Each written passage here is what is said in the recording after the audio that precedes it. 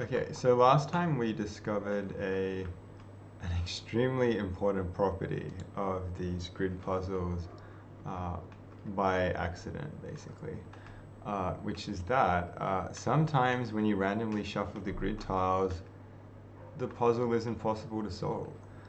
Um, so there's a theorem dating from the 1800s, actually, that in exactly 50% of all of the possible starting configurations of tiles, you literally cannot solve the puzzle. So this would be totally disastrous if we uploaded the game to the internet as it is, um, since yeah, people assume by default that if there's some kind of puzzle, you can solve it. Uh, it's just a totally like it's one thing to like have like a fun Easter egg or troll with like a changing background that changes so slowly over time you probably don't notice it. It's another thing entirely to literally have an impossible puzzle. So the first thing I want to do today is to fix that. That is to actually just get rid of the shuffle uh, that we implement. Get rid of this like Fisher-Yates shuffle, but instead do something where we maneuver the tiles in such a way that it is possible to solve it. And then after that, we will continue to work on the final animation. Uh, yeah. So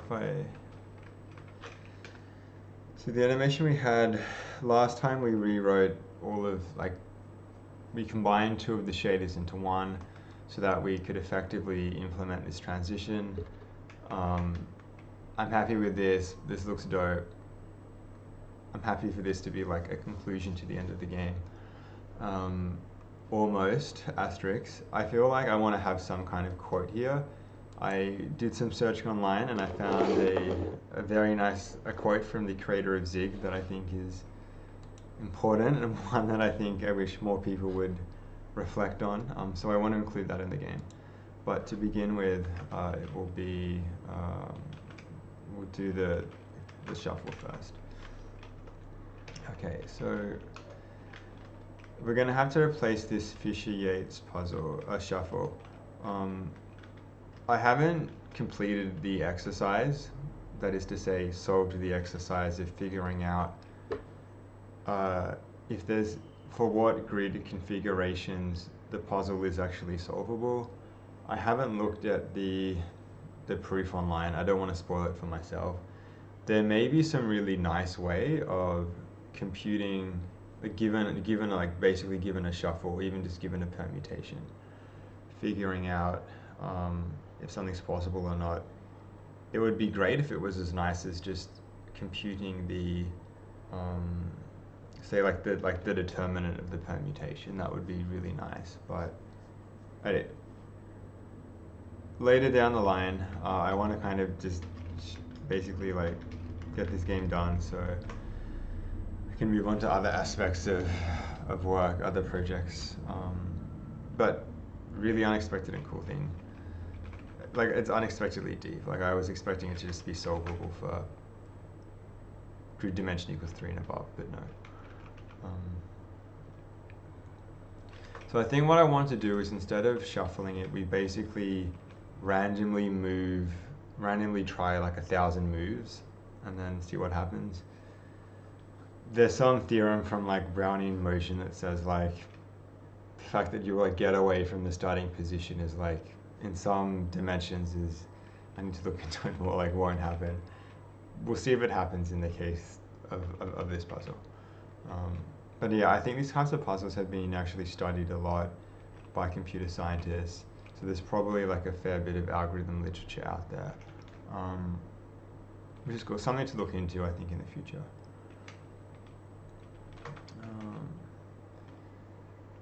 Okay, but yeah, it was very fun to just like stumble upon it by just literally trying to solve an impossible puzzle yesterday. Okay, so we want to, I think the easiest way to So like randomly to initialize the grid by randomly doing 1,000 moves is to factor this function out into a separate function. And then we can just kind of call it whenever.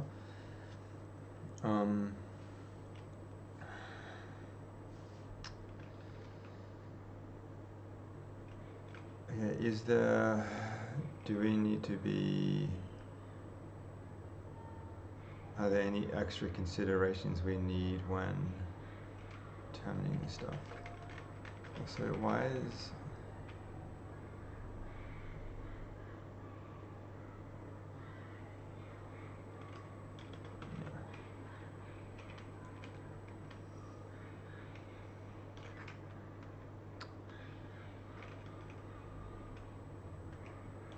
anyway.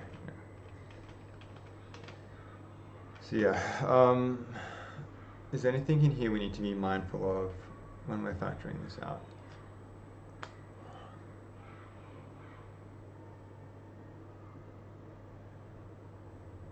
Like the grid is a global anyway.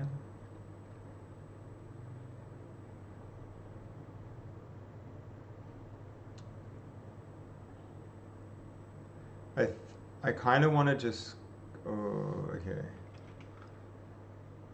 This calculation is using this empty tile pod stuff, which is what we're doing up here.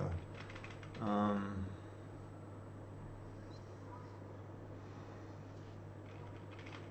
feel like this entire comment should be moved up anyway.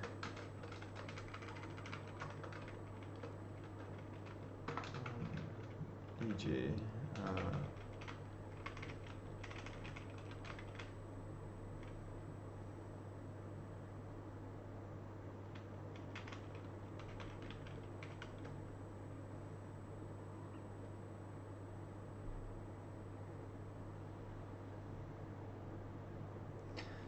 Okay, so technically we are setting some stuff with an animation direction, but if we're just initializing the grid, this won't really matter. Sure, we set these globals, but they don't really affect the state at all, since won't even be animating them. Oh. Yeah, so why don't we just try something like try movement, or maybe just like update try grid update. Okay, so let's save that to a 1, and then we can just say try move. Try grid update. We want to do the direction, which was something.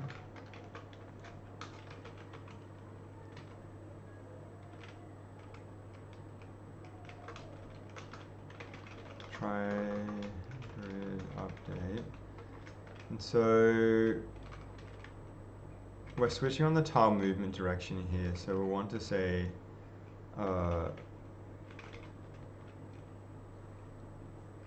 the smart name would be to call this tile movement direction, but this is a global. Maybe we should change the global name.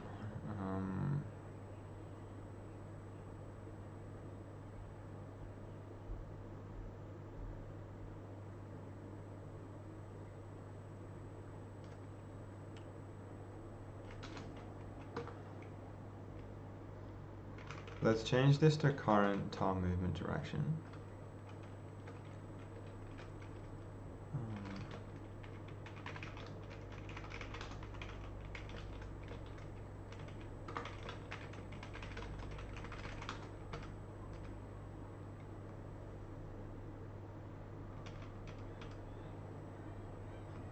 Except for the stuff within this function, which we'll still call tile movement direction.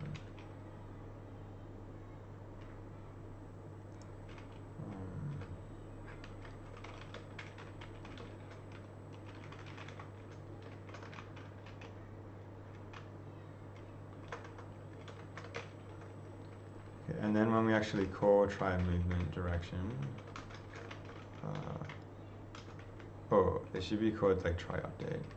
This is where we add in the current tile movement direction.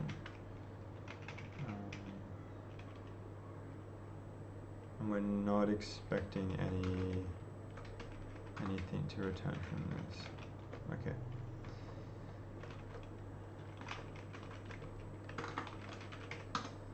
So if we try and compile this, oh yeah, we need to we need to tell the compiler the type of the current tile movement direction, which is a grid movement direction.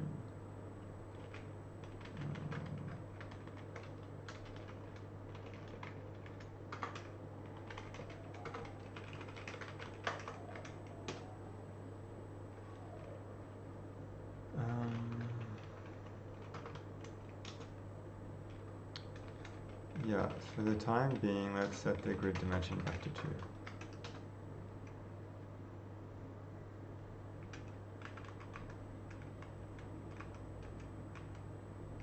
Okay, yeah, haven't broken the game. Tiles still move. They still snap. Okay.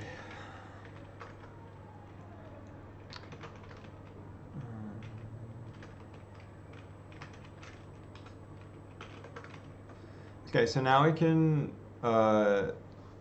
start sort of randomizing this when we init the grid. So we can say note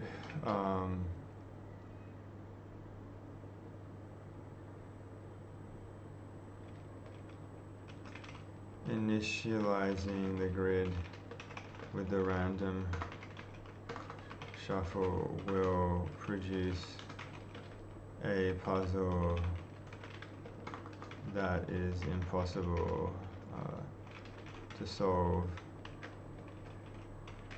50% of the time.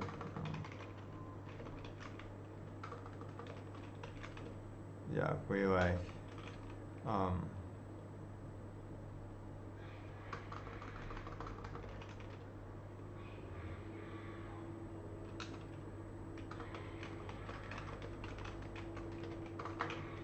this fact is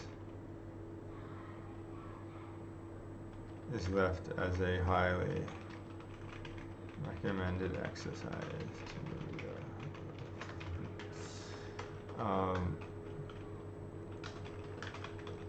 as such, we instead randomly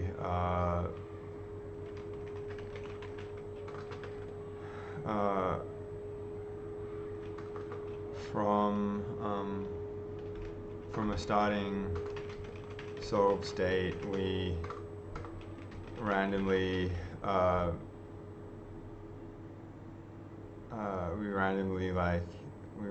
sort of apply 1,000 moves to the grid. Okay. So yeah, no longer are we doing Fisher Yates. Let's just remove that. Fun to learn, but not okay to use. But we still want to use the get randomish byte. Oops, init grid. Okay, so instead, we want to do for 0 to 1,000. Let's actually just give this a name. Well, it's fine. We still should give this a name.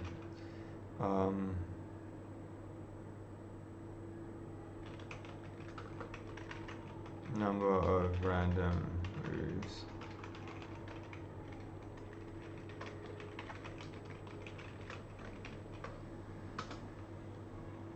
We now want to just try.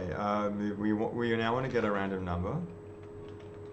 So we want to get no. We want to get a random number from 0 to 4.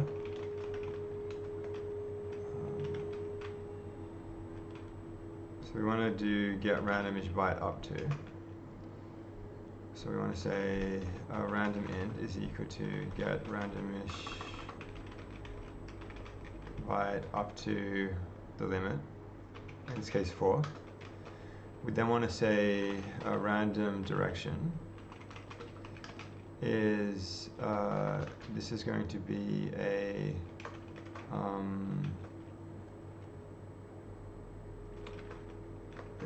is the type, whatever that is, and then we're going to do, we're going to just cast the int to an enum from int the rint. What's the type of this again? Try grid update. The type is a grid movement direction. And now you want to do try grid update the R direction. And then I think that's it. We just want to try this 1,000 times, then see what the result is. So yeah, let's give this a go. Oh yeah, we need to like use this captcha, I suppose. Like it doesn't.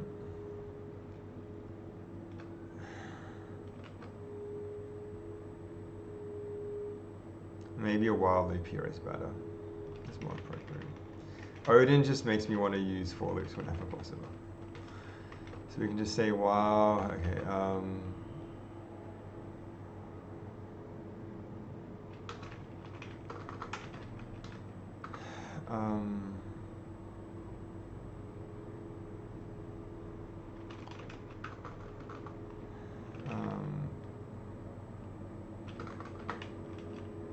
movement index, make this a U size that's equal to 0. And then while movement index is less than number of random moves, and then each time increase the movement index by 1.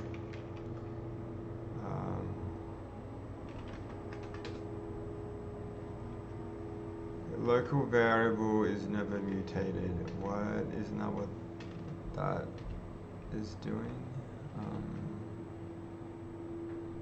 Oh, plus equals 1. Okay. Oh, good. Okay, and then that's randomly been shuffled, and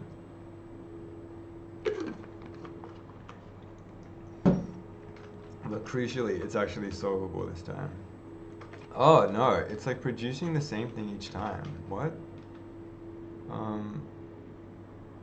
Okay, that's like almost solved. Oh no. Okay, yeah. Maybe 1,000 isn't enough. Like it's slightly shuffling this, but not really by much.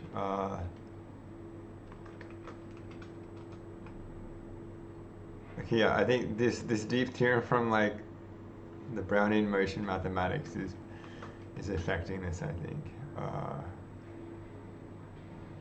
Okay, but in either case, apparently the puzzle is now solvable.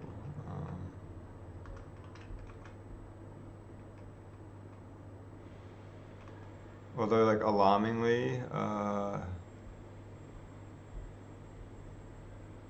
feel like this is.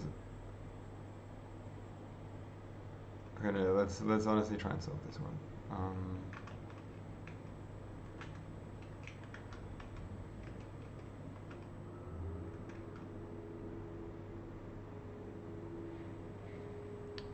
So we want to shuffle these around, but in such a way that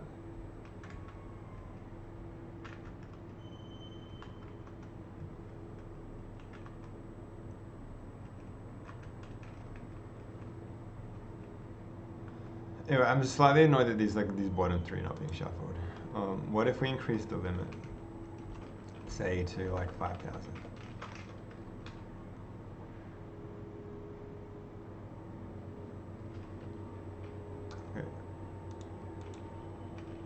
functions like computers can do like 1 billion operations a second, and so it shouldn't take that long to integrate it. It still is somewhat instantaneous. Yeah, this bottom. Okay, that was really easy to solve.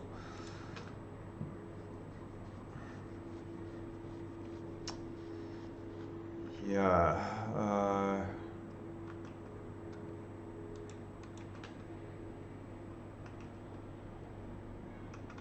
This really, this theorem from mathematics is getting us. You wouldn't know from this that these things are being shuffled 5,000 times, apparently. And some of the timestamps are, okay, this one is at least better. Okay, let's, I have a feeling that no matter what number we make this,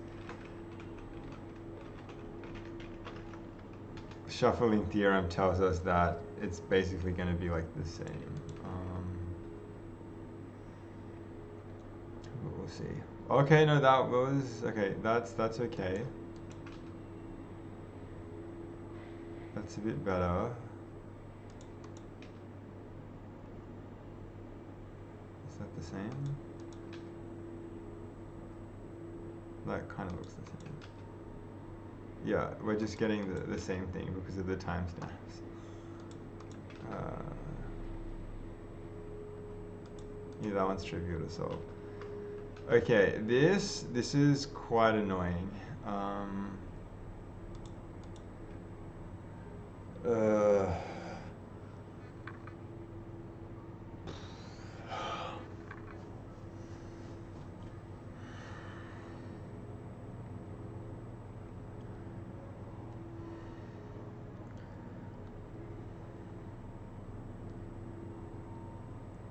Okay, we could do something that's fancy, but that would be intellectually interesting, which is to basically search the graph of like, construct a graph where each node represents how many, like the minimal number of steps to solve it. And then we simply say, once you reach some limit, maybe it's like 10, maybe it's like 20, stop there, that's the puzzle.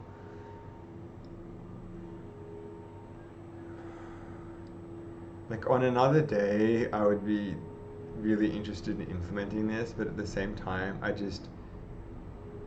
that's not why I made this project. I made this project to so I can just have something sufficiently complicated to try and port to the web, and something that will also can be ported to the Serenum to produce an actual game on that, an actual puzzle game on that.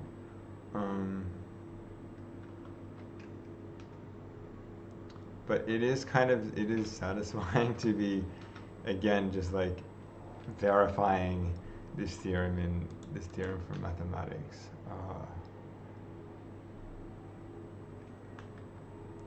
This one is at least, well, no, this one, these are really easy to solve. Really? Really, let's say we're almost absurd. We randomly shuffle this 100 times, 100,000 times. Yeah, the Brownian motion theorem, this is the result of randomly shuffling it 100 times. You're not really going to get that far away from the initial state. It's so wild. It is wild. Okay, so yeah, this isn't going to work. Damn it.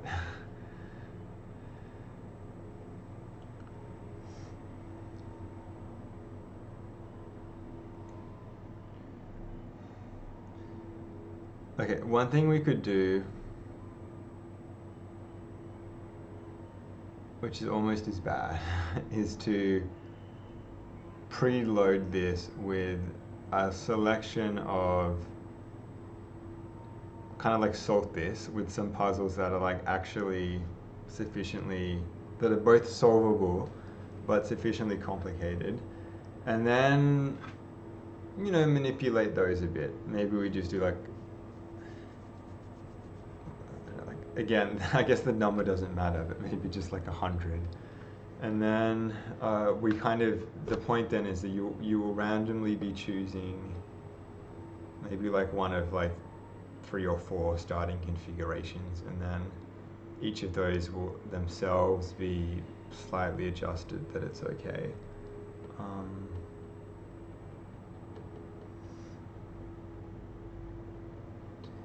Another thing is we can actually just construct a list of moves ourselves that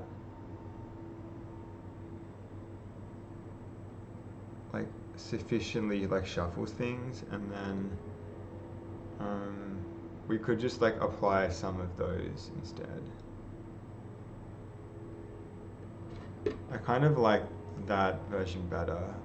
It feels ridiculous to like, the idea of searching the internet to like randomly find something like this feels a bit ridiculous.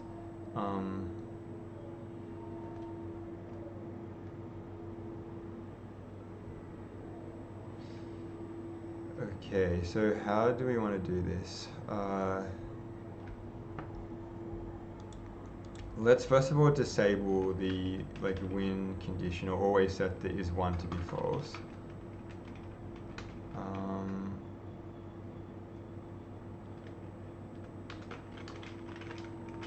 So we'll set is1 is false and this. Okay, it's impossible to win the game now. And then each time we try a grid move, let's print out what it is.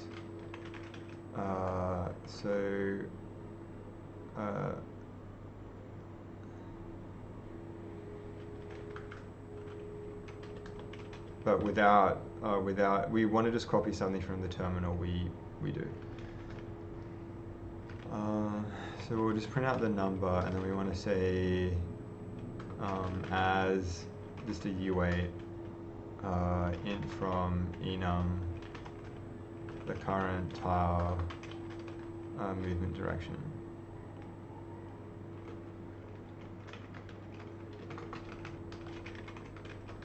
And then when we init the grid, let's not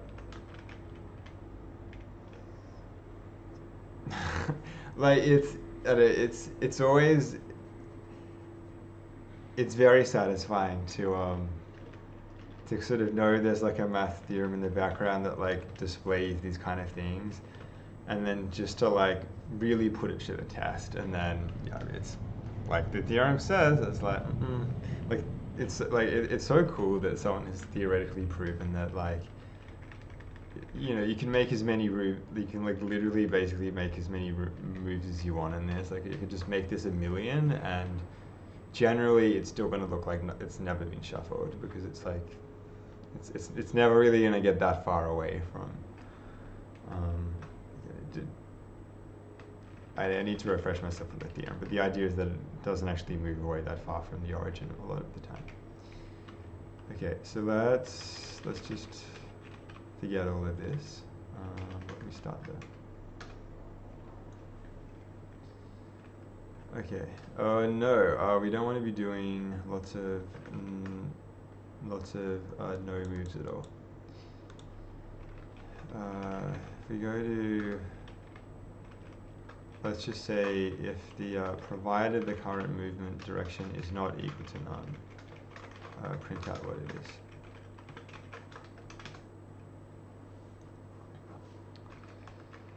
Okay, and now let's just make this sufficiently shuffled.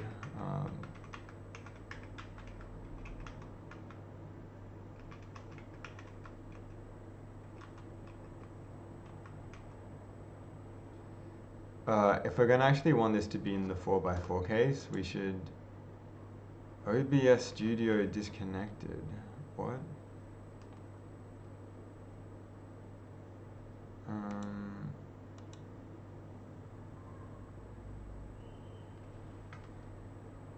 Still have internet.